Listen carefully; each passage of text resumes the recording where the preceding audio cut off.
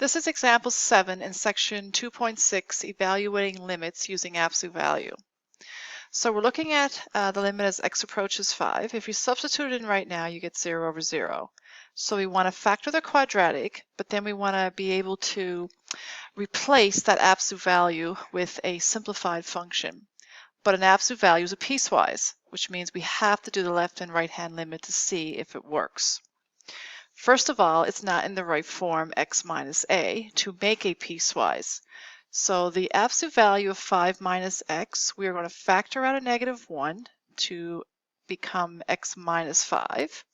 We're going to separate, and then we're going to notice that the absolute value of -1 is 1, so we're left with the absolute value of x minus 5, which means we can now replace our numerator with the absolute value of x minus 5.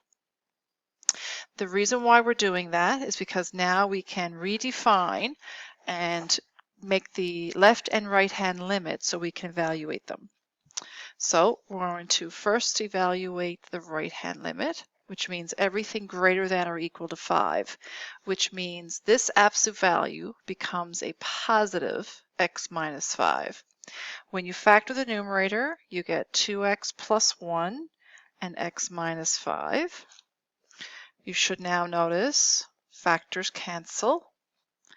X minus 5. You get a positive 1 in the numerator, 2x plus 1. And when you substitute in your 5, you now get 1 over 2 bracket 5 plus 1, which is 1 over 11. So the right-hand limit gives us 1 over 11. Now we're going to work with the left-hand limit. So the left-hand limit will give us x approaches 5 from the left. It will now have to define the absolute value as the negative function because we're approaching it because it's less than 5. The two factors will stay the same. The factors will still cancel, but then you're going to be left with -1 over 2x plus 1, which when you substitute 5 in, you get -1 over 11. You notice that the left and right hand limits are different, which means the limit as x approaches 5 of the original function,